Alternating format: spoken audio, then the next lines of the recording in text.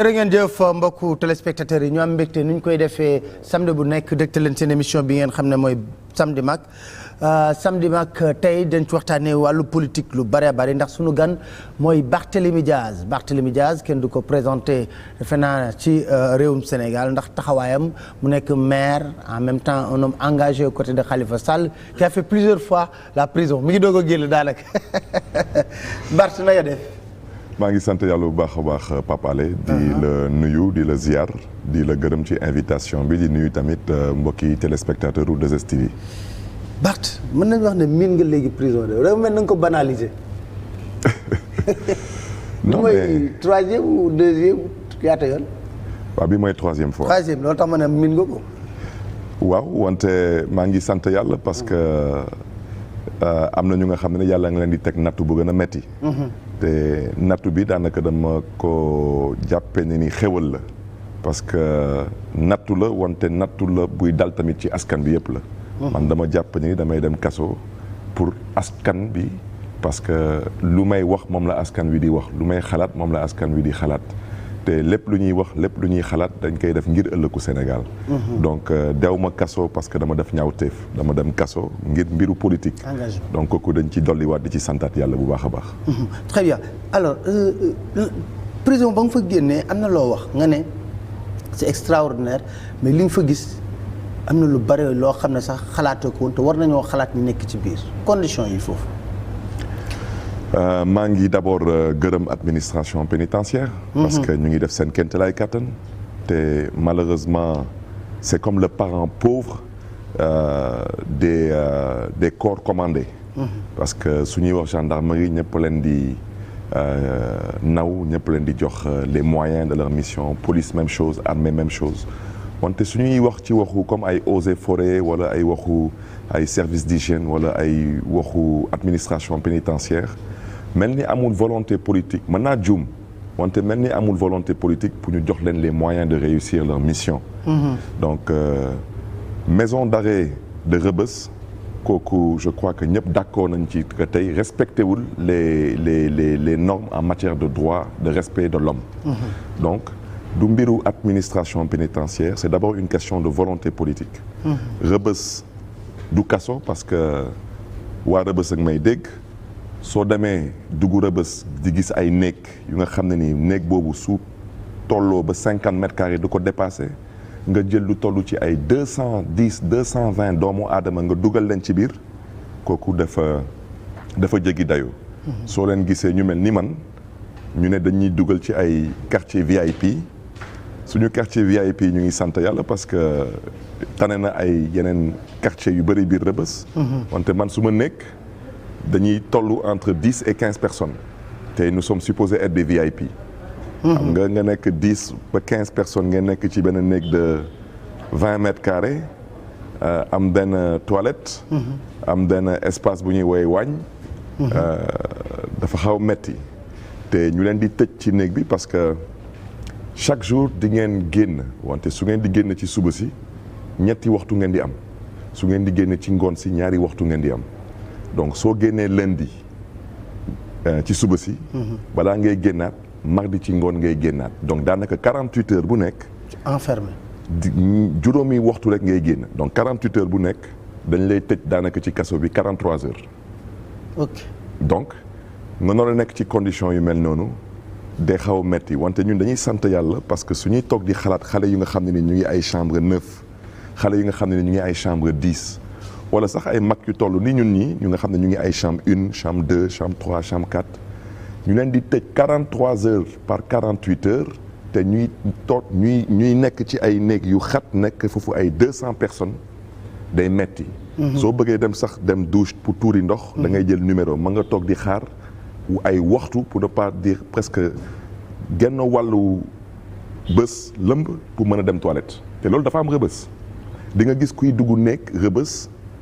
dugg 9 wala dugg 10 mën nga fa toog ñeenti weer ñeenti weer balaa ngay am place booy tëdd da ngay toog rek da ngay jonkon wala ngay toog parce que amoo fooy tëdd mooy lu ñuy woowee paquetage.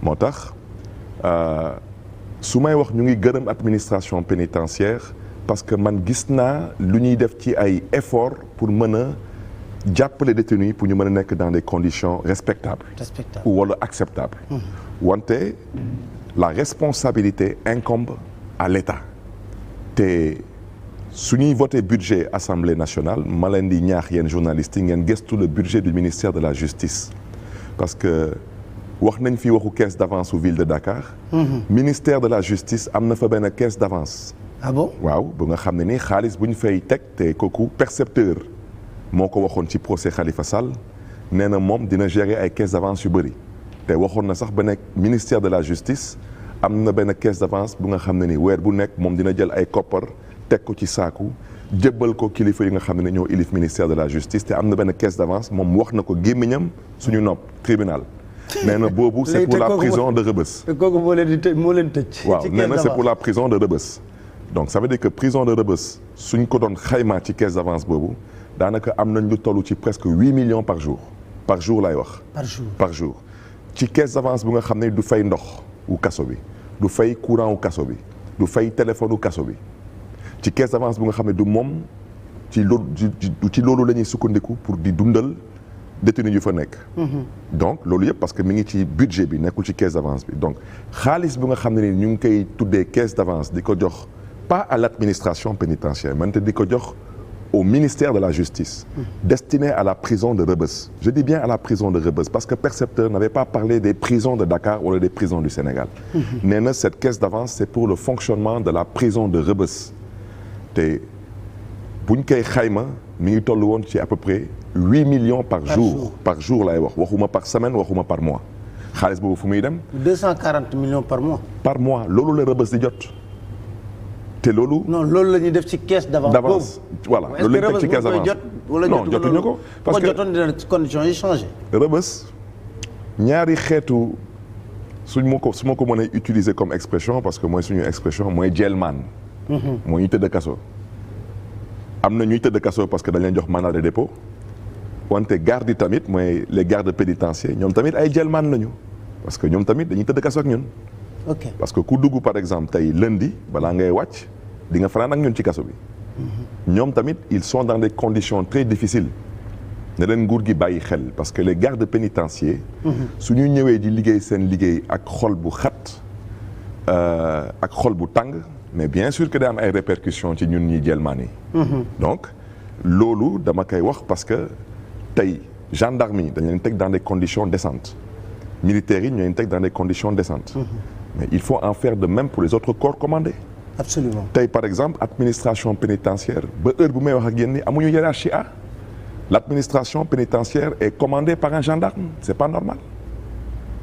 donc il faut relever le niveau de l'administration pénitentiaire leur donner les moyens de leur mission ndax képp kuy sénégalais wala képp ku nga xam ne ni jaar nga Sénégal am ay tolof-tolof au moins nga mën a nekk dans des conditions décentes parce que kaso comme hôpital la ku fi toog nga ne man du ma mës a teg suma tànk kaso da ngay nax sa bopp mooy comme doomu aadama nga toog ne man du ma mës a dem hôpital kaso ak hôpital du lu nit di mën a gérer loolu yàlla moo koy gérer ay circonstances la donc ñu ngi gën a ñaaxaat état bi nañu gën a gëstu les prisonniers parce que néeg bu am 200 personnes mu toll ci 50 mètres carrés nga ciy dugal ay chaque jour nga ciy dugal ay juróom-ñaar ba juróom-ñetti bool pour añ te du añ sax parce que daanaka espèce su reer la. jaxaan lañ koy woowee xaw waaw jaxaan bi sax amatu fa.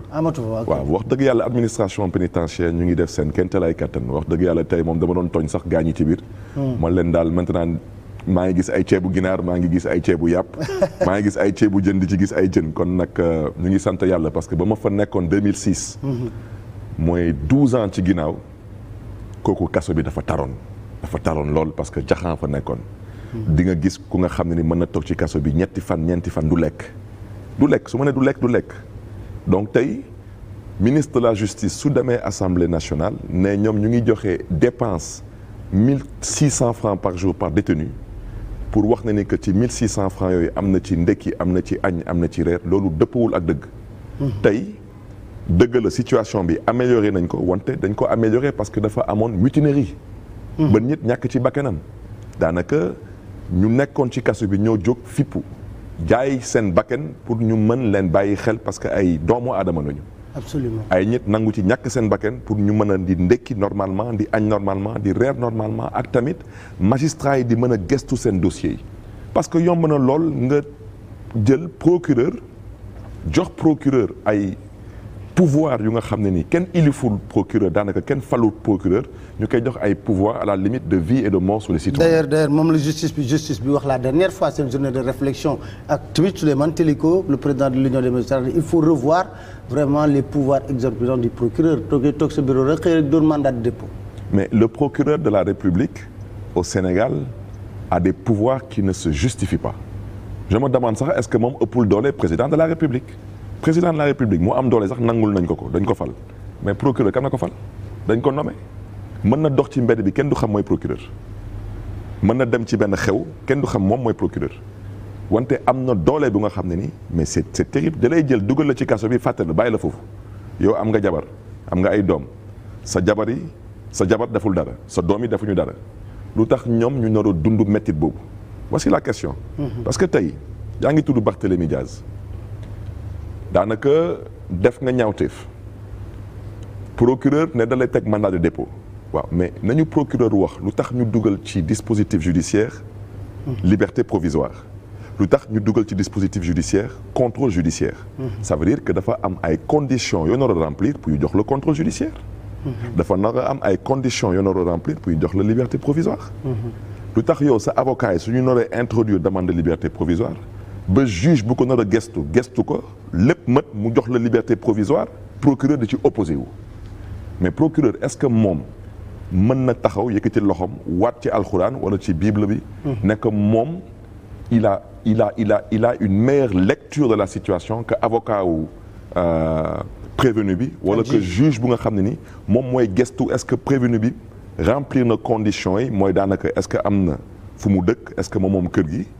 est-ce que am na passeport est-ce que téye nañ passeport bi daanaka est-ce que kooku mën na génn di doxi doxam te du am benn incidence ci dossier bi juge bu mel ni procureur bi ñoom ñaar ñëpp ñu nekk ay magistrats. juge bi ne moom nangul naa ko liberté provisoire procureur bi taxaw fële ne man ànduma ci liberté provisoire mais procureur c'est loolu pouvoir boobu procureur amu ko États-Unis procureur boobu amu ko France lu tax mu nar ko am Sénégal donc problème mu justice bi je pense que tey ñëpp ngi rafetlu taxawaayu union des magistrats du Sénégal parce que ñu ngi commencé di wax ci kaw lu ñëpp di lam-lamee ci suuf parce que lu ëpp rek tuuru te justice du Sénégal il faut que mu changer du option est-ce que am na choix wala amul choix parce que Pape Alé justice bi su changé wulee citoyen du ñu mën a gis seen bopp ci république bi te suñu mënulee gis seen bopp ci république bi daanaka mënatul am république parce que république du leneen ginnaaw vouloir commun de vie commune loolu kese la daanaka ñun nangu nañu bokk ci lii nangu nañu respecter lii mais ci kaw tamit lu nga xam ne dañ ko tënk ci ay téere ñëpp nangu nañ ko lii ñëpp lay engagé mais tey gis ngeen lu xew ci dëkk bi parce que tey suñu toogee tey moom laa doon wax tribunal buñ may àttee semaine bi waaw ñu ne ma yow da nga saaga ay magistrat ma ne leen wante man di ngeen ma wax kan laa saaga tudduma kenn ci turam tudduma kenn ci fonction am yéen ngeen gis fi nit di suma doomu ndey nekkoon États-Unis ngeen déporté ko indi ko fi du ma tudd turam mu leen di saaga bëccëg ak guddi suba ak ngoon di tudd seen tur yéen magistrat yi di tudd seen tur yéen président di tudd seen tur yéen jabaru président ngeen bàyyi ko téyu leen ko man ma joxe suma xalaat ci jaay doole bu ngeen ñu jaay ngeen jël ma rab ma ci kaso bi su nekkulee jaay doole lan la ngeen ne ma dama discréditer une décision de justice su ma discréditer une décision de justice bu nga xam ne la décision de justice a fait l'objet d'un appel de toutes les parties daanaka kenn àndu si bu nga xam ne ni sax cour de justice de la CEDEAO daf ko discréditer yéen bu cour de justice de la CEDEAO di ko discréditer fu ngeen nekkoon cour de justice de la CEDEAO joxe décision mu am benn membre du gouvernement du Sénégal bu saaga magistrat yu nga xam ne ni ñoom ñoo joxe décision boobu lu tax yéen kooku arrêté wu leen ko kon kooku moom tamit moom daanaka ministre sénégalais boobu bu xas la décision de justice de la CEDEAO moom discrédité wul décision de justice de la CEDEAO sax bu fi dàq bu ay magistrat ñëwoon pour auditer ko mu dàq leen waaw traité leen de petit magistrat waaw am na fii te wax naa ko sax juge bi mooy Serigne Bara Gueye ma ne ko président ma ne ko man musuma wax ne que justice sénégalaise dafa corrompue. Corruption elle est illégale sous toutes ses formes. fii du benn yoon du ñaari yoon dëgg nañ fi ay kilifa société civile. dëgg nañ fi ay journalistes dëgg nañ fi ay politiciens. ñu ne la justice sénégalaise bii elle est corrompue. te y a eu aucune suite. tandis que lu ma leen wax mooy prostitution boobu ngeen jéggal ma parce que suñu culture dafa xaw a diis. wante c'est le plus vieux métier au monde. te partout dans le monde c'est légal ci kaw nga respecter les critères pour mën ko exercer. te man dama ko caricaturer. tudduma benn nit ci turam tudduma ba kenn ci escalité mooy yow procureur nga yow doyen des juges nga yow lii nga yow lii yow laa nga wante lu tubaab di wax rek qui se sent morveux se mouche xam nga nit ki soo nekkee sa bureau wala nga nekk sa kër kenn tudd la wante nga xam ne ni que lu ñuy wax nii yow mii la ñuy waxal. wala yaa ngi koy def ci suuf non à la coulée il faut nga fippu parce que xam nga sa bopp da nga xam sa bopp parce que xam nga lu nga def xam nga soo demee ba ci procès Khalifa Sall. teyoo ko sax nga taxaw nga xool juge bi ne ko fii ci tribunal bi am na ñu nga xam ne ni am nañ jotoon nañ fi am réunion suñu biir. ba juge bi arrêté la yow. moom la wolof di wax ku wax feeñ. da ngaa wax nga feeñ mooy la ma waxoon rek. waaw ku wax feeñ dafa wax feeñ. moo tax ma waxoon ci ay jamono. ma ne Sénégal est-ce que dañu am procureur de la République wala est-ce que dañu am procureur pour l'Alliance pour la République parce que dëkk bi dafa am ñuy jaawale dëj ak ngénte. te loolu dafa xaw a jéggi dayoo. dafa jéggi dayoo. alors bon moom moo nekkoon question est-ce que tamit prêter wala flanc foofu sortie boobu du woon ci mer nga ko waxee woon. du ci mer xam nga Pape Alé ku nekk ak na ko yàlla bindee. man tey su ma bëggoon sedd ni Khalifa Sall du mën a doon. mënul nekk parce que yàlla binduwu ma nu mu bindee Khalifa Sall. Khalifa Sall su bëggoon tey mel ni man mënul nekk parce que yàlla binduwu ko ni nu mu bindee Barthélémy Diaz. mais man mënuma toog tribunal suivre benn procès amul benn minute ci procès bi bu ma raté su ma génnee sax bàyyi naa fa nit mi ngi bind. avocat yu nga xam ne ni ñu ngi défendre Khalifa Sall école bu ñu jàng foofu la juge bi jàngee foofu la procureur bi jàngee foofu la agent judiciaire de l'État jàngee ñoom ñëpp même droit bi la ñu jàng mooy comme tey yow nga nekk jullit man ma nekk jullit yow nga bëgg a xool. màkk xoolee ko nii man ma nar a xool màkk noonu mënul nekk ñun ñëpp même gis-gis bi dañu doon am ci màkk. mooy c'est le lieu saint de l'islam. amul yow mënoo ko xoolee nii man ma ko xoolee ko noonu mënul nekk parce que yow ak man ñun ñaar ñëpp dañu ngénte. waaw ñun ñaar ñëpp ñu doon ay jullit. kon nag lii di ci lu ñu wax ci mbiru religion boobu yow mënoo am lecture bii man ma am lecture bële mënul nekk. tey Sénégal c'est à la limite le seul pays au monde yu nga xam ne ni des constitutionnalistes. dañuy am une lecture différente de la constitution du Sénégal xool leen tey ministre de la justice démb ñoo àndoon doon xeex Abdoulaye Wade mu taxaw doon gis. ñun doon gisee ñu bokkoon gis-gis. waaw tey mu jóg ne moom dafa soppeeku changé na réew bokkutul Sénégal dëkkatul Sénégal daanaka moom maintenant beneen gis-gis la am kooku su nekkulee tailleur constitutionnel kooku lan la doon il est tout sauf un constitutionnaliste. Parce que la Constitution ne peut pas être interprétée elle doit être lue et comprise un point c'est tout. bul xool lu la arrangé ak kañ la lay arrangé da ngay xool lan la Constitution bi wax ngir intérêt wu askan wi ak ngir yàlla parce que ëllëg am na. du ndekki du añ wante lu jar a sóoraale la. parce que ëllëg am na donc tey man je n'ai pas prêté le flanc munoo jàpp Khalifa Sall nga koy topp ci lu nga xam ne ni Sénégal ñëpp xam nañ ko. dëkk bu mel ni Sénégal kan moo fi am sañ-sañ taxaw ne Sénégal amul administration kan amul sañ-sañ boobu. administration mooy daanaka tous les corps fonctionnent les services de renseignement ñu ngi dox les autorités déconcentrées moo xam ay sous-préfet ay préfet ay gouverneurs les autorités concentrées et cetera ñëpp toute l'administration est là nga jóg nga ne non ñun caisse d'avance bi musuñu yëg ni que am na depuis 30 ans. mi ngi fonctionner yow nga toog tey nga ne loolu yow mosoo yëg ne ni que lii am na te yow mi président nekkoon nga fi ministre de l'intérieur yaa yoroon les services de renseignement yaa yoroon bëtu état bi ak nopp état bi. nekkoon nga fi premier ministre nga xam lépp luy état bi di fonctionner di signer ay arrêté. signer arrêté caisse d'avance bi sax te soo gisee ne ni que lu tax ñu woowoon Idrissa Seck. pour mu ñëw témoigner parce que moom tamit nekkoon na fi premier ministre. te moom am na bés bu nga xam ne ni Idriss Seck mi ngi yoon bitim réew. ku doon assurer intérim am c'était Macky Sall.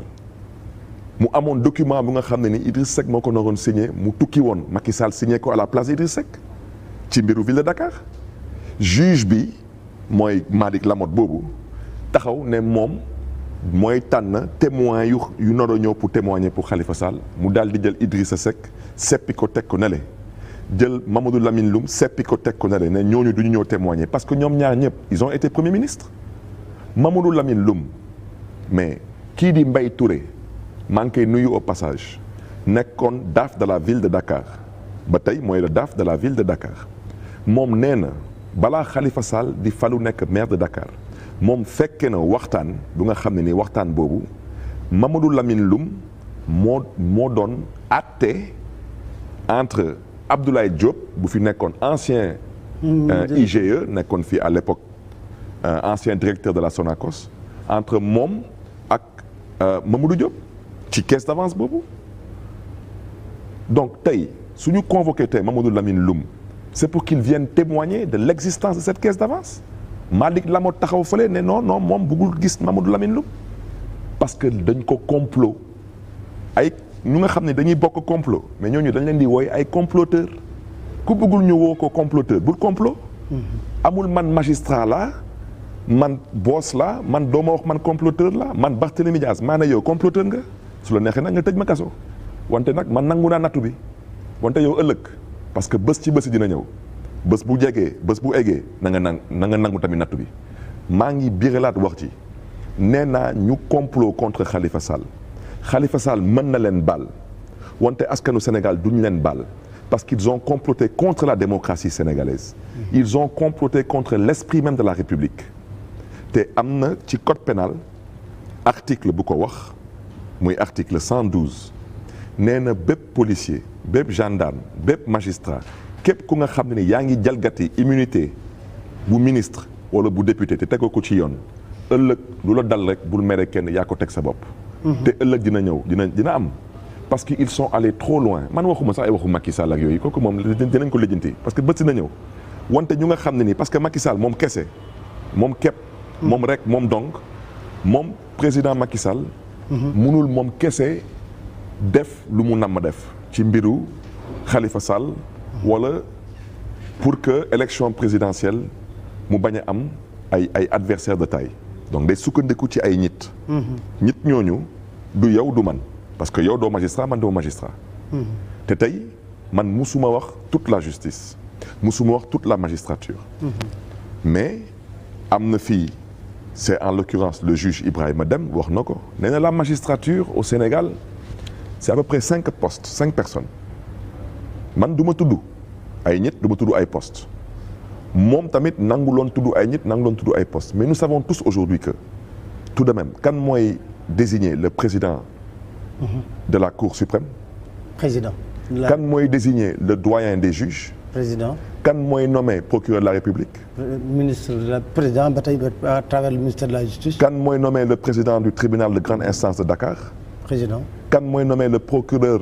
en fait le président de la cour d'appel moom président waaw xam nga nag sama waay Pape Alé dañuy waxante dëgg rek te yàlla tax ku la abal ay bët ne la nag ma xoolal gauche xanaa di nga ko xoolal gauche waaw ñun nag lu ñuy wax waxuñu ko président amul droit fal ñooñu en fait nommé ñooñu sax wante lu ñuy wax mooy suñ leen di nommé ils ont prêté serment ils n'ont pas prêté serment jëbru doon ay talibé au président ils ont prêté serment c'est de rendre le droit et de dire le droit c'est tout ñun loolu la ñuy wax parce que ñun nangu nañ ko président moo leen nar a tànn parce que ñun ñoo fal président jox ko ay sañ-sañ pour qu'il puisse nommer au poste militaire et civil mais le président du dee nommé au poste militaire du nommé na fi benn semga il est chef d'état-major général des armées du nommé na fi tamit ku nga xam ne moo élif gendarmerie mais su leen président woowoon suba ne leen dama bëgg ngeen génne ay chars de combat ngeen commencé di fetal askan wi duñ ko def te président moo leen fal mais duñ ko def lu tax président nar a woo ay magistrat ne leen na ngeen galgal Khalifa Sall pour mu bañ a bokk ci élection yi ñoom ñu koy nangu def kon président bi su jógoon suba ne leen waa dama bëgg daal suba daal ngeen jëlal ma askanu Ndakaaru bi yëpp comme dañu ànd ak Khalifa Sall ngeen jéem a wut daal benn espèce u délit délit mooy daanaka délit d'être résident de Dakar wala délit d'être supporter du maire de Dakar damay tëj ñëpp kaso ñoom dinañ ko nangu def parce que président moo leen ko sant président du buur. président la un président il préside. président il préside. c'est un serviteur de la nation. c'est tout. alors est-ce que gis nga ne sa incarcération am na lu mu kase ci dynamique bi nga lancé woon lu bari parce que ñu bari dañ ne Barthélémy Diaz erreur am def na jàpp nañ ko tëj ko mais waroon na xam ne lu mu mën sa wax rek gars yi dañ ci faay pour jàpp ko tëj ko pour casser dynamique bi parce que li nga doon def tournée yi nga doon def di sensibiliser gars yi gis ñu woon Khalifa Sall mais la mayonnaise mi ngi doon commencer jël forme ba ñëpp ne gisuñu Khalifa Sall mais il y a toujours quelqu'un qui est là mais ba nga tëdd li nga tëdd kaso yëpp dynamique bi dafa mel dafa kasew. waaw am na ñu nga xam ne ni gis-gis boobu la ñu am wante lu am ba am man dama bokk ci benn dynamique boobu man duma ci kilifa bu mag bi mi ngi ci kaso bi donc man suma xalaat bu gàtt mooy kilifa bu mag boobu di Khalifa moom moo nor a te waxoon naa ko il faut organiser le groupe parce que njaboot dañ koy organiser moo tax Khalifa Sall bu muy tànn le député maire Idrissa Diallo def ko coordonnateur parrainage bi ma ne ko yaa ngi soog a jël ndogal buy seddal suma xol parce que yaa ngi soog a désigner nit pour muy organiser le parrainage lépp looy def ci àdduna da nga koy organiser bon Khalifa nag moom dafa am na ko yàlla bindee. parce que non Khalifa moom dafa mu Khalifa xam nga luy dëgg Khalifa gis nga bu lekkoon vrai guerrier du dugg kaso parce que xamal la leen tôt ou tard moom Macky Sall fi lay mujjee. waaw su ma la waxee que tôt ou tard moom ak Macky Sall fi lay mujjee wax dëgg yàlla am na ñu bëri xalaatuñu woon que Macky Sall dina dem ba foofu. parce que tout de même il y a un minimum d'éthique. mais man jël naa Khalifa Sall mu toog ci plateau ma ne ko yéen a bokk dernière émission ma ne ko yéen a bokk seen Benno Bokk Yaakaar mais li ma jaaxal yow sa relation ak Ablaye Wade moo gënoon a tax ki nga xam ne yow bokk nga ci ñu ko fal c'est contradictoire.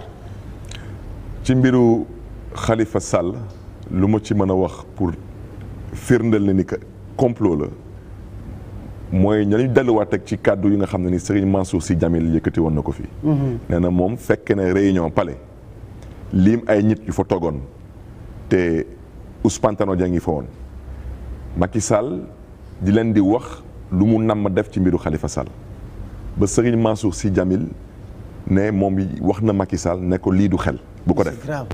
bu ko def donc xam nga tey munoo nekk le secrétaire national à la vie politique d'un parti politique. dundu ay attaqué sa secrétaire général ñu lay tëj kaso sa secrétaire général di fekkee complot boobu parce que daf ci ànd. Ousmane Tanor. mais bien sûr il est au cœur du complot pour ne pas dire c'est lui qui a proposé le complot parce que man moo ma yar xam naa ko maa ngi koy nuyu tamit au passage suñu xarit la wante nag dafa kat appui parce que lu mu def gor du ko def loolu laa mën a wax parce que si les rôles étaient inversés lu ñu mën a xeex ñun yéenewuñu Ousmane Tanor Dieng kaso parce que xam nañ Ousmane Tanor Dieng am nañ fu ñu jaar ak moom xam nañ njaboot xam nañ njaboot gi et cetera moom ci boppam moom xam na suñu ay wajur xam na yaayu Khalifa Sall xam na ay doomu Khalifa Sall man xam na suma njaboot. muy bàyyi li yëpp di xew lépp di xew avec son aval waaw ñun ëllëg suñ ci eggee tamit bu ñu kenn mere. kon réunion boobu ma nga fa woon toog. mi ngi fa woon toog Serigne Mansour Sy Djamil moo ko wax. nee na réunion boobu. leader u Benno Bokk Yaakaar. leader yi ñoo fa nekkoon pas tous les leaders. ils étaient même pas une dizaine. Macky Sall di wax ay waxu caisse d'avance te caisse d'avance boobu nee naa leen Khalifa Sall dafa citer ay témoins à comparaître dont des anciens premiers ministres pour ñu ñëw éclairer la lanterne du tribunal pour que tribunal bi xam ne ni que lii yàgg na fi am parce que Khalifa Sall. su dëppee kees kon man Barthélémy Dias man maa ko pousse pour mu dëpp kees man ñaata yoon laa jël ay ordonnance ay prostate ay cancer du sein ay cancer de l'utérus ay xale yu nga xam ne ni dañ leen naroon évacuer ay Maroc seen njaboot yi amuñu les moyens ñu dëkk ci commune Mermoz Sacré-Cœur ma jël dossier yi yóbbu ko ville de Dakar ñu jox leen xaalis du benn yoon du ñaari yoon kon man Khalifa Sall su dëppee kees man damaa ànd ak moom dëpp kees et c'est valable pour tous les maires de 19 communes de Dakar parce que amul kenn ku dëkk di Ndakaaru ku nga xam ne ni tu n'es pas éligible pour ces fonds-là loolu mooy dëgg. La décentralisation dans l'esprit même de la loi de la décentralisation c'était de faire en sorte que les pouvoirs publics mën a gën a jege le plus proche possible des populations parce que citoyen bu dëkk Mermoz Sacré-Cœur amul accès au chef de l'État amul accès au ministre de la santé amul accès au ministre de l'éducation moo tax il a accès au maire pour que maire mën ko jox ay bourses maire mën ko jox ndimbal pour mu mën a faju su ñu toogee tey ñu ne waaw wante Khalifa Sall ci budget bi am na rubrique budgétaire pour ay bourses am na rubrique budgétaire pour mën a secours dimbale ay nit man leen d'accord wante président amul fonds politique président amul ministre de l'éducation nationale amul ministre de la santé lu tax ñu jox ko ay fonds politiques le maire de Dakar ces fonds politiques ne sont un secret pour personne tey le maire de Dakar est plus sollicité que le président de l'Assemblée nationale du Sénégal et il est triplement plus sollicité que le président du Haut Conseil des collectivités territoriales amul benn Sénégalais tey bu la mën a wax lan mooy le rôle du Haut Conseil des collectivités territoriales man buy wax ak yow nii mënuma la wax fan la siège du Haut Conseil bi nekk. amul siège. kon xam nga amul siège wante président bi weer bu nekk ñu ngi koy jëbal 50 millions. caisse d'avance. caisse d'avance. fonds politique 50 millions même su doon jënd ay chocolat ak ay pain-thon ay pain saucisson xanaa nag 50 millions boobu xanaa dina am lu nga xam ne nii wax dëgg yàlla dina ci des chaque mois ñu ngi koy jox 50 millions amul benn compte rendu amul benn compte rendu ci ku nga xam ne ni kenn falu ko dañ ko nommé décret ou Khalifa Sall dañ ko fal signature nommé wu ko ñu ko fal ànd fal conseil municipal délibéré ne ñun jëbbal nañ Khalifa Sall weer bu nekk 30 millions pour mu mën ci def lii ak lii ak lii mën ci dimbali askanu Ndakaaru préfet doon ko approuvé at bu nekk pendant 30 ans at bu nekk su at bi jeexee ñu gestu est-ce que Khalifa Sall jot na ci xaalis bi te est-ce que dugal na xaalis bi fu mu ko naroon dugal ñu voté compte administratif préfet approuvé compte administratif cour des comptes approuvé ko balaa may dee ñu ne ay fausse facture mais Pape Alé commune bu nga xam ne ni toog na juróomi weer amul budget mooy bu ñuy dugal acte 3 de la décentralisation. ba préfet de Dakar maire jóg woote budget bi à la place du conseil municipal de la ville de Dakar approuvé ko imposé ko ville de Dakar waaw maintenant commune bu amul budget pendant juróomi weer yooyu perception di fay salaire rek ak caisse d'avance boobu mais commune bu amul budget même soo indee fausse facture nu ñuy fay caisse d'avance boobu. C'est parce que c'était des fonds politiques.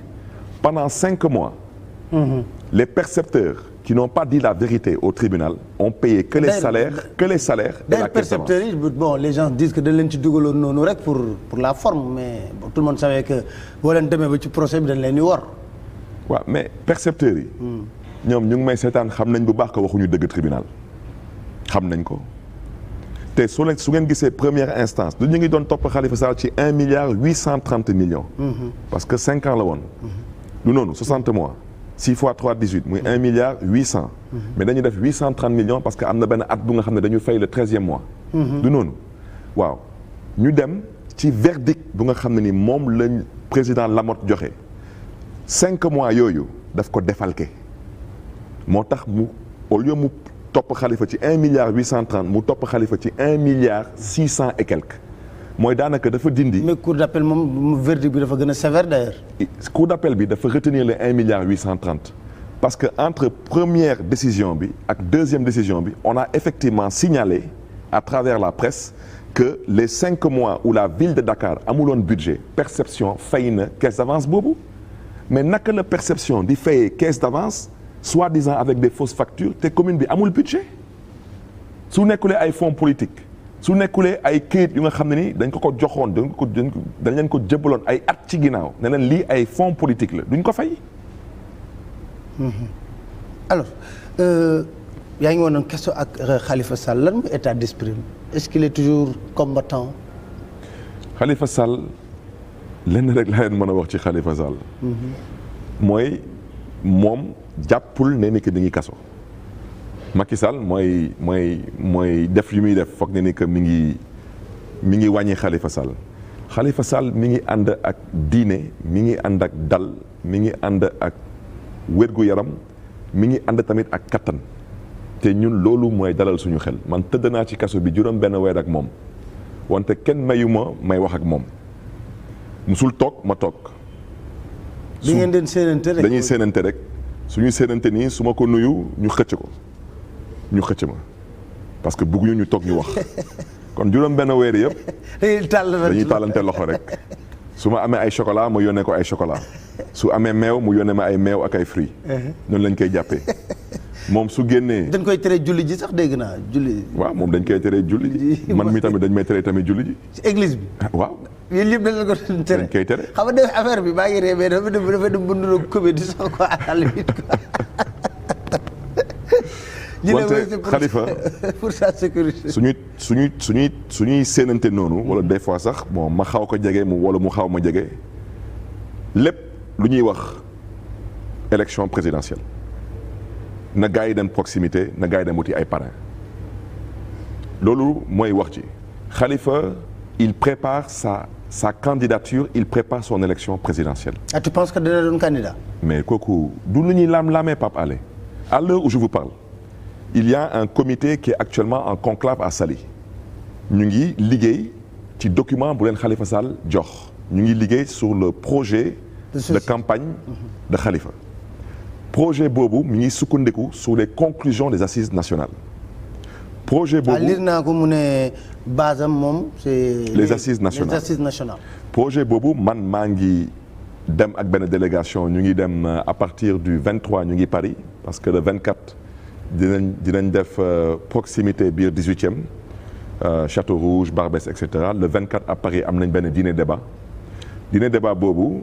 ñu nekk Saly suñu paree am na këyit bu ñuy jébbal avec des points dîner débat boobu këyit boobu lañ ak moom la ñuy animer le dîner débat l'objectif mooy Khalifa dafa bëgg benn démarche inclusive et participative mooy dafa bëgg a yaatal dafa bëgg sénégalais fu munti nekk ci àdduna bi mën a joxe xalaatam ci ëllëgu Sénégal moo tax ñun benn document rek dañuy jël yóbbu ko pour que sénégalais yu nekk France moo tax suñu jógee Paris le samedi le dimanche ñu ngi normalement Mantes-la-Jolie.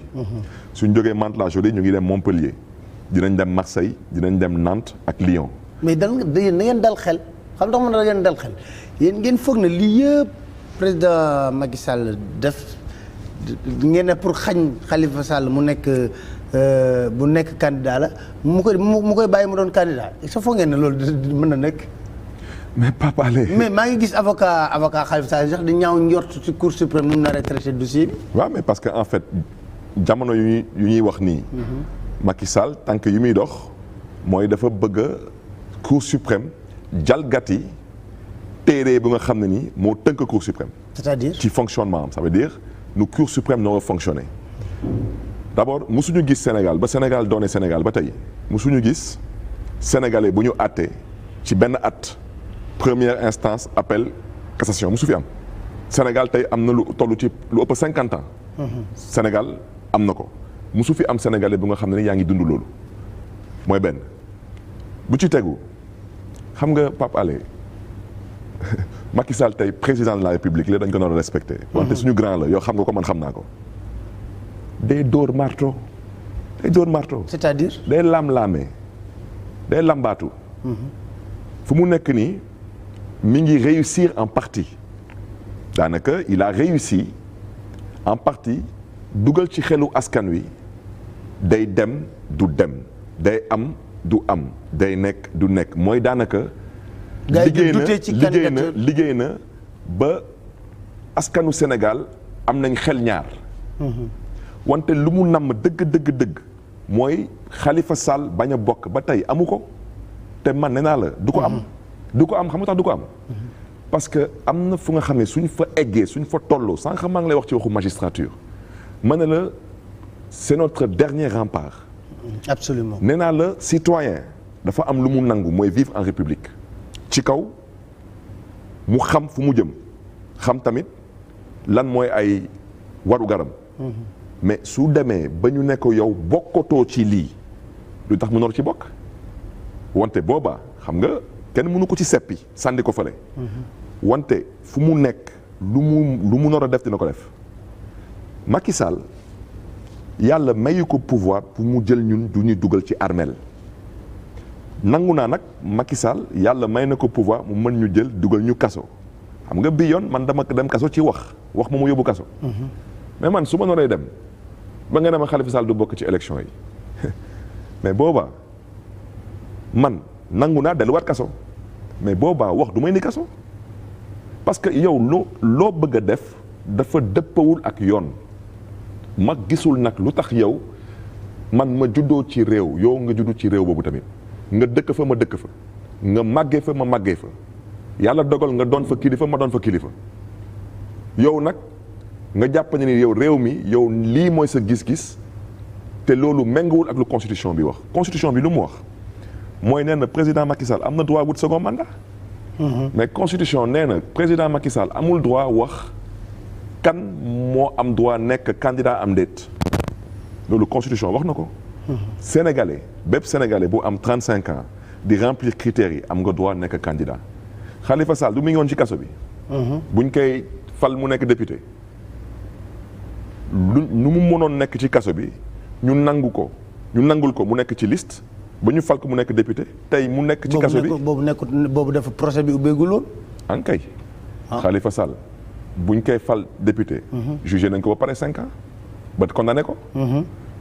mais du am na appel. waaw ñu appel du noonu. waaw ñu ne maintenant dañu dem cassation ñun dañu ne Macky Sall te mu ngi ñuy dégg Badio Camara mu ngi ñuy dégg nee nañu.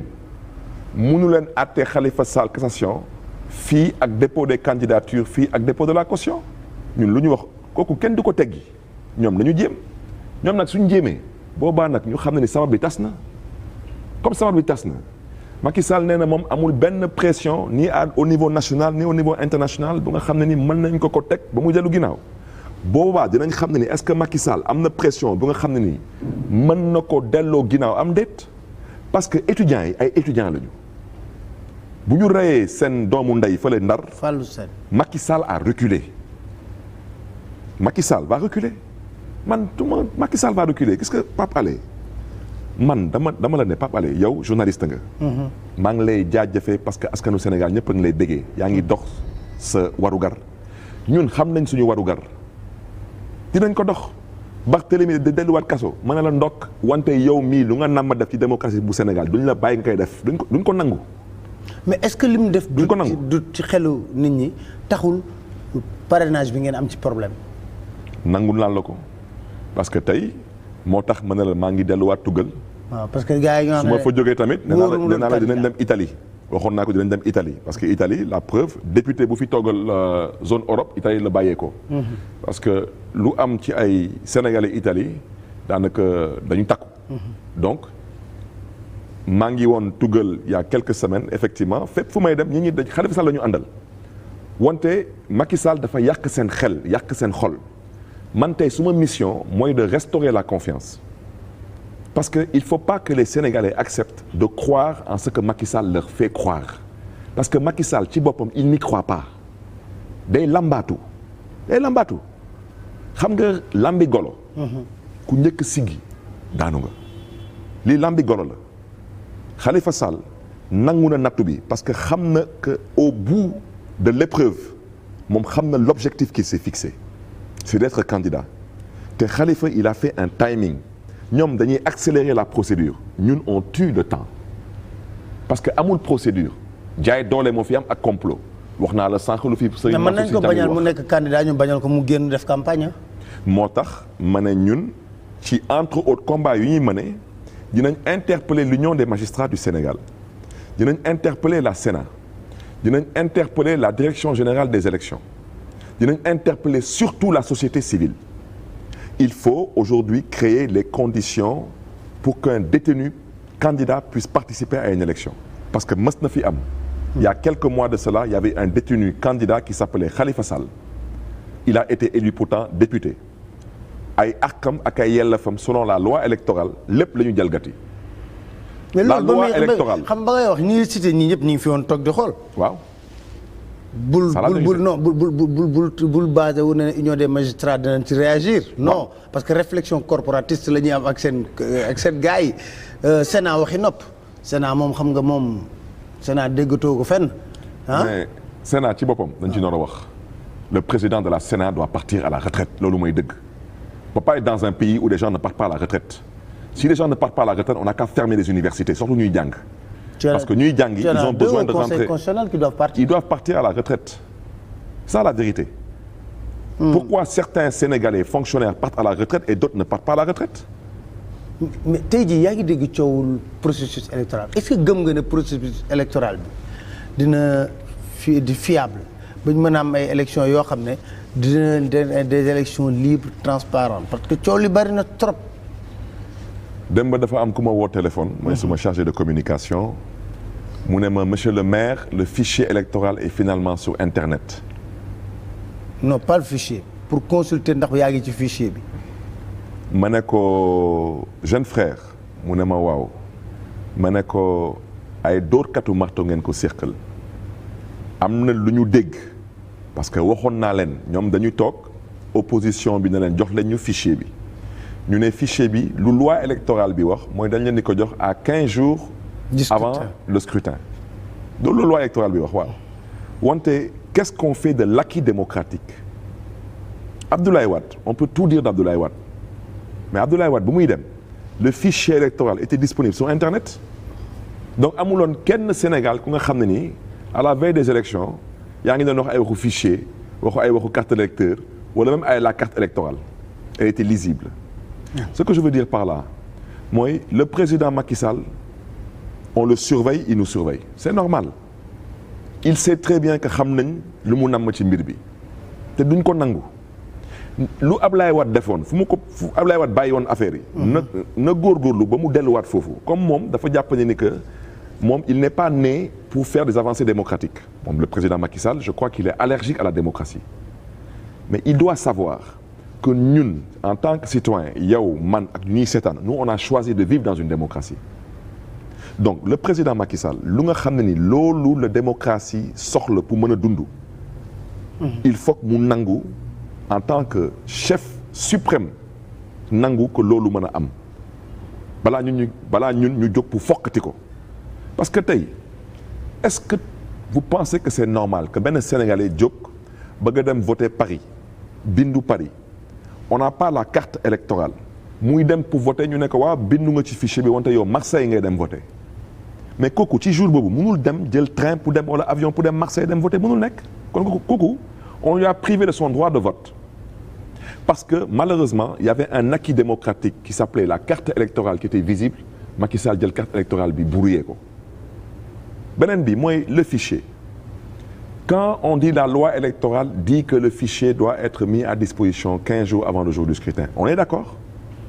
Mais Abdoulaye Wade, sous Abdoulaye Wade, la loi électorale disait la même chose. Pourquoi Abdoulaye Wade l'a mis sur Internet? Daf ko tegoon ci Internet par souci de transparence. Mais acquis démocratique boobu amoo droit jël Sénégal muy delluwaat ginnaaw donc ñun ñu ngi ñaaxaat encore kii di président Macky Sall na jël fichier bi teg ko internet pour que bépp Sénégalais mën a consulter est-ce que mi ngi ci fichier bi am déet loolu du lu ñu nar a waxaale on doit accepter ça comme principe. Le problème de la Sénat c'est pas la Sénat en tant qu'institution c'est les hommes qui y sont. Bien sûr. yow tey da nga naroon nekk à la retraite. On te met en poste avec des avantages exorbitants. Mais bien sûr que tu as un comportement qui peut être un comportement, je dirais... complaisant par rapport complaisant plus ou moins. Moi, j'ai beaucoup de respect pour le président de Ndir, mais je suis désolé, il doit aller à la retraite. C'est ça la vérité. Taï, le Badio Camara, tout le monde sait qu'il devait être à la retraite. Il a été maintenu en poste, pourquoi? C'est pour faire de sale boulot. C'est ça la vérité. Mais il est magistrat. Et après, il n'est pas le bon Dieu, il n'est qu'un magistrat. Il n'est pas le bon Dieu. Il y a eu des magistrats dans ce pays avant lui et aussi puissants que lui. Aujourd'hui, on les a oubliés parce que c'est ainsi que va la vie. Donc ñoom dañuy sóoraale ëllëg te bàyyi di xool ay dama am ay oto ay enveloppe ay poste ay terrain dama ne naafeq mooy xalaate noonu nit sooy gëm yàlla da ngay gëm yàlla di bàyyi xel ngir ëllëg. Parce que ñoom ñëpp dañu am ay doom yor njaboot ci dëkk bi. dañuy bàyyi xel ci bët yu ñuy xoolee seen njabooti ëllëg. alors ban forme ngeen nar a demee élection coalition wala yéen a ngi ciy liggéey instant bi sous quelle forme la seen candidat nar a demee élection. coalition du ñàkk parce que daanaka képp kuy candidat dina am ñu lay jàppale wante coalition comme nu ko sénégalais nammee peut-être du mën a nekk. parce que malheureusement il y a un sérieux problème d'unité de l'opposition. Je suis désolé de le dire, je continue à le dire et je vais le marteler. Je sais que am na ñu nga xam ne nii ñu ngi ci opposition bi xaw nañ ma mere wante nañ ma ko jéggal parce que il y a des comportements qui ne sont pas responsables. Papa Alé tey man maa ngi yoon ci kaso bi mais gis waa PDS di organiser benn doxum ñaxtu gisuma benn leader de l'opposition bu fa ñëw après ñu ànd ak Ablaye Wade c'est pas normal parce que dafa am ñu jàpp ne ni que marché bi dañ ko organiser pour que Karim Wade mën a dellu si waat Sénégal mais Karim Wade na doon dellu si waat Sénégal mais loolu mooy yoon loolu mooy yoon maintenant sénégalais yi fal ko loolu c'est un autre débat sénégalais yi bañ ko fal c'est un autre débat mais wante loolu mooy yoon parce que mënoo jël tey Karim Wade bëgg a gëmloo askanu Sénégal que noonu bokk ci élection bi ñun Ablaye Wade ba muy daanu ñun ñëpp on a souhaité une reddition des comptes mais nga jël benn nit moom kese moom rek moom dong nga rab ko ci kaso bi ñetti at ak lu ci tegu da nga ko jaay doole complot la il n'était pas le ministre de tous les ministères et au finish vous avez dit que Karim Wade a pris 130 milliards. bon 116 milliards. montrez-nous où sont ces milliards-là man waxuma Karim jëlul mais même ñoom sax dana ma ñëw rek man waxuma waaye jëlul waaw dama ne ana kër yi ana immeuble yi ana appartement yi ana compte bancaire yi xaalis boobu mënul ko dugg ci suufu lal mënul nekk tey ngeen ñëw ngeen ne Khalifa Sall dañ koy tëj ci kaso bi bëgguñu mu bokk ci élection mais loolu amul benn démocrate bu naroo toog di ko seetaan donc tey waa PDS su ñuy demee ba Mamadou Diop Decroix ñu koy fort ci mbedd bi di ko yëkkati les autres leaders de l'opposition considèrent qu'ils doivent pas venir man la lecture que j'ai mën naa juum nag su ma juumee maa ngi leen di jéggalu wante la lecture que j'ai dafa am ñu nekk ci opposition bi ñu foog ne ni que am na ay situations yu leen di arranger Pape Alé ñun duñ fi yekkal kenn parce que ëllëgu Sénégal kenn mënu ko yekkal kenn ëllëgu Sénégal sénégalais yi ñoo ko moom. ñoo koy décider Khalifa bu nekkul candidat yéen bu ñu xaar ci yéen mot d'ordre pour ngeen jàppale benn candidat. lu ma la mën a wax mooy du ñu boycotté. waaw wante duñ fi yekkal kenn. ah noonu la nar a def da ngeen votal kenn moom. dama ne duñu Pape Alé suñ ci eggee ñun dañuy candidat ci logique boobu la ñu nekk. man tey suñu waxoon tey Idrissa Seck wala Malick Gakou. du bokk ci élection ma xam ne ni que dañ leen jaay doole fu grand parti woote naa ñëw fekkee fu réew mi woote ma ñëw fekkee parce que loolu mooy suma waru gar en tant que démocrate. moo tax Macky ne leen da ngeen sóob rek mais doo leen dara bokk. mais ma ñëw xam nga ma posé benn question. moo tax ma ne la tey unité de l'opposition moo tax coalition bi nu ko sénégalais yi namm dina xaw a jafe wante lu nga xam ne ni noot nañ ko mën a def fi ak élection yi te muy intérêt wu ñëpp mooy nañu góorgóorlu ba mu am au moins une unité d'action mooy ñu nangu xeex pour que fichier bi ñëpp mën ko gestu. ñu nangu xeex pour que bépp sénégalais fu munti nekk y compris ñu nam ma votel Macky Sall ku nekk mën a jot ci carte d'électeur am mais pas ñu nangu lu Aly Ngouille Ndiaye wax mooy carte yi maa ko téye maa ko yor dinaa def en sorte que suma candidat mën a gagner. ñu def en sorte que la carte électorale mu leer ci bopp ñëpp ku nekk xam sa centre de vote fu mu nekk Sénégal ak bitim réew ak ku nekk xam ban bureau de vote ngay voté. bu ci tegu tamit lu ñu bëgg ñun mooy ëllëg su président Macky Sall amee second mandat yàlla bu ko yàlla def wante bés bu amee bu kenn mer bu kenn toog fii di wootee ay ñaxtu wala yu mel noonu parce que Sénégal moo ñu ñor. Si les Sénégalais décident que Macky Sall doit avoir un second mandat on doit l'accepter on doit l'accepter mais ci kaw tamit mu leer nañu que Macky Sall daf ko teg ci yoon parce que moom mooy organiser élection yi. man Barthélémy Dias su ma waru gar ce n'est pas que après les élections ma nekk ci mbedd bi di jël ay doomu jàmbur leen di wàcc ci mbedd bi ñu leen di dóor ay lacrymogènes ce n'est pas ma responsabilité mais ci kaw tamit Macky Sall assumer sa responsabilité d'organiser des élections claires, transparentes et démocratiques. C'est la raison pour laquelle je pense qu'aujourd'hui il faut que l'opposition se ressaisisse pour qu'on puisse avoir une unité de l'opposition en termes d'action, ce que j'appelle l'unité d'action. Il n'y aura pas de candidature unique. Non, ce n'est même pas bon pour la démocratie. Mais man tey damay ñaawlu le fait que on ne sent pas l'opposition dans le combat pour la libération de Khalifa Sall, c'est la vérité. Et on ne sent pas non plus l'opposition unie dans le combat pour le retour de Karim Wade au Sénégal. Au-delà de leur modeste personne, c'est la démocratie sénégalaise qui est agressée. Absolument. Alors yow dama la dégg nga ne Macky Sall waxuñu sax deuxième mandat day wut troisième mandat mais loolu mënul nekk. Papa Alé yow xam nga ni mën na nekk te man xam naa ne que Macky Sall ci tànk yooyu la nekk. tant que troisième mandat mais loolu mënul nekk bul fàtte ne le cas Ablaye Wade. mais Pape Macky Sall bu muy def référendum bi. juróom-ñaari juróomi at amoon na solo ci moom wante lu mu gënoon namm ci référendum bi c'était les 2 mandats limités à 5 ans. La constitution du Sénégal à l'heure où je parle elle parle de ñaari mandat wu juróomi at. La constitution du Sénégal ne parle pas de mandat de juróom-ñaari at. Donc le mandat de Macky Sall 2012-2019 constitution du Sénégal du ko considérer. Non du ko considérer. Tu parles français, tu le comprends, je parle français, je le comprends. La constitution du Sénégal dit que... Ça c'est grave, hein? La constitution du Sénégal dit que tout Sénégalais qui devient président du Sénégal a droit à 2 mandats de 5 ans. Macky Sall amagul mandat de 5 ans. Donc Macky Sall, ces 2 mandats de 5 ans, selon la constitution du Sénégal, c'est le mandat 2019-2024. 2024-2029. Voici les 2 mandats que Macky Sall peut briguer selon la constitution du Sénégal. Tey dinaa la wax benn confidence. Bu ñuy xeex Ablaye Wade ci 3e mandat bi xam nga ñun nag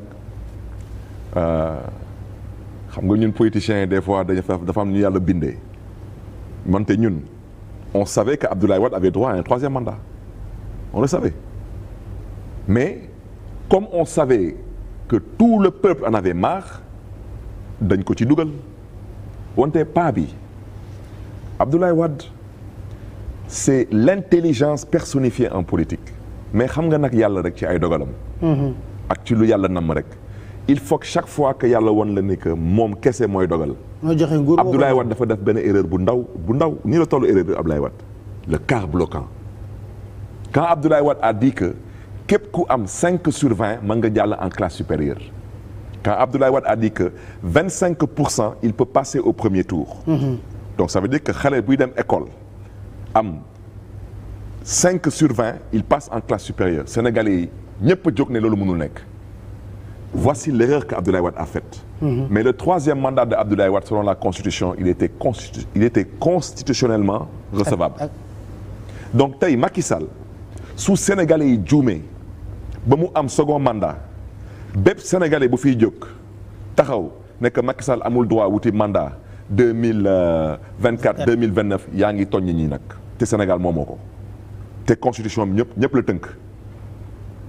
Macky Sall na ma yàlla baal mën naa juum su ma mag la nag wante lu ma xalaat. mooy lépp lu muy def ak ñu mu àndal. ñoom lu ñu jàpp mooy pétrole bu ñu gis ak gaz bi tant que naanuñu pétrole bi yëpp Pape Alé tant que gazuñu gaz bi yëpp ñoom pour ñoom noonu ñu dem te gaz buñ fi fekk pétrole bu ñu fi découvrir ay sëtu Macky Sall mënuñu ko naan ba mu jeex ay sëtami mënuñu gaz bi ba mu jeex kon Macky Sall il faut pas qu'il cale son magistère sur le pétrole et le gaz c'est ça la vérité.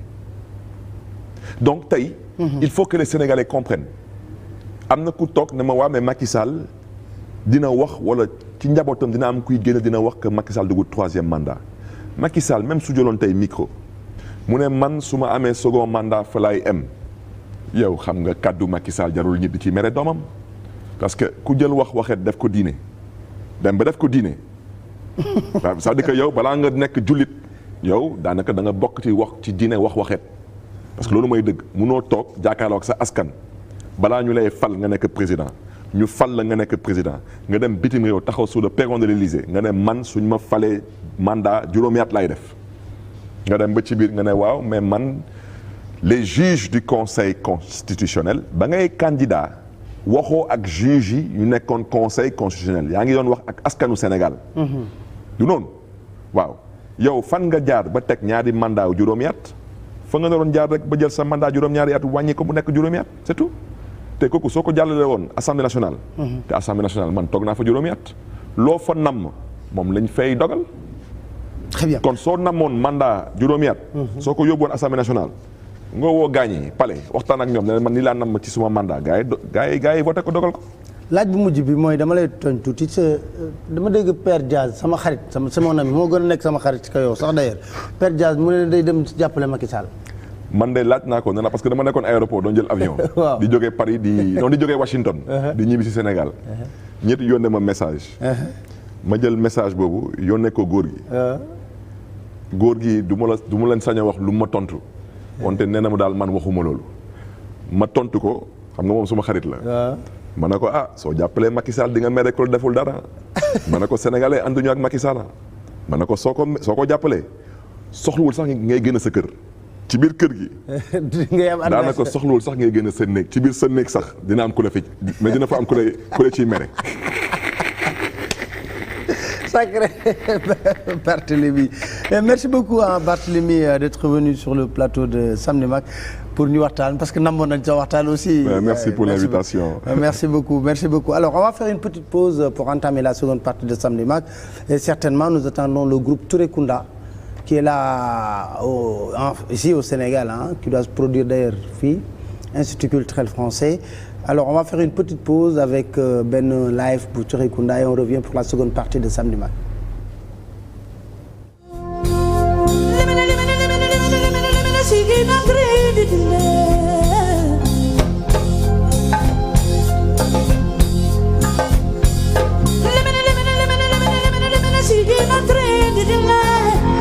Marin jambal diri dile, manin jumbe ni dile.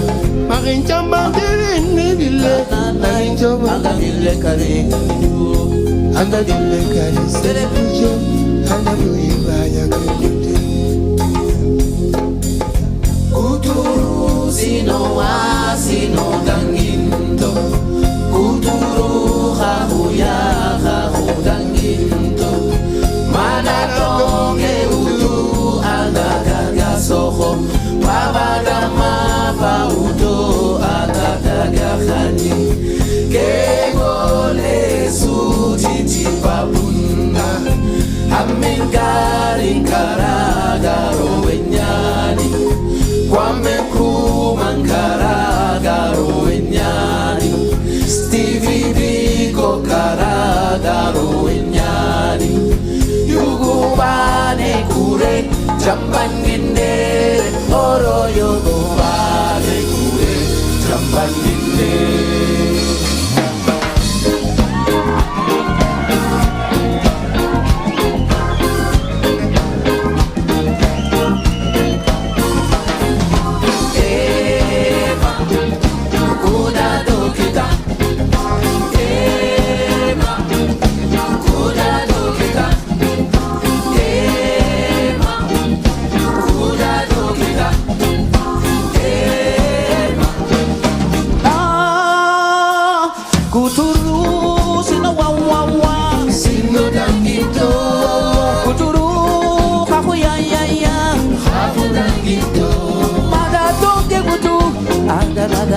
Sino danginto Baba na marafangutu Aga daga khani Hafu danginto Ema Sa Kuda dukita Sa Ema Kuda dukita Ema Kuda dukita Ema Kuda dukita Onodo koto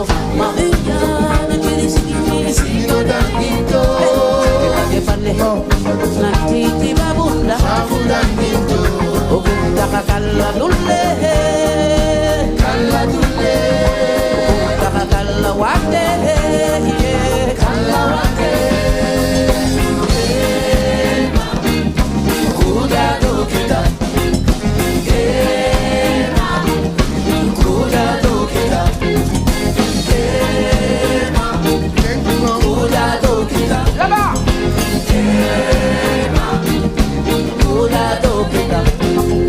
Cheku, ma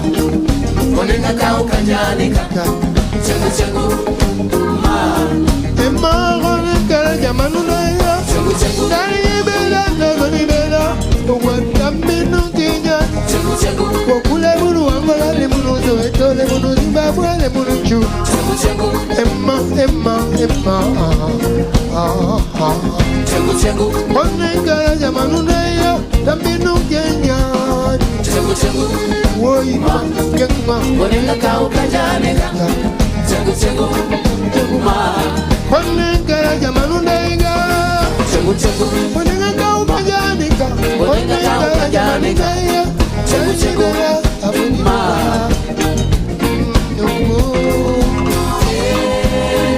Kenkunga Watuzanga kombo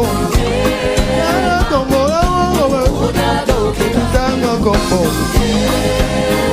Kenkunga Watuzanga kombo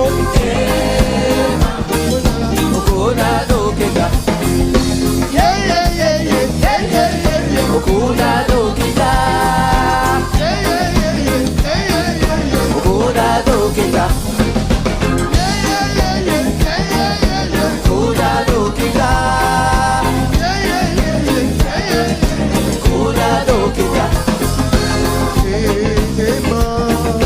Okuna dokita Okuna dokita Zara kombo Okuna dokita Okuna dokita Kutulu sino wase udamino Kutulu hafuya udamino Mala tonge utu akadana soko Babana mala fa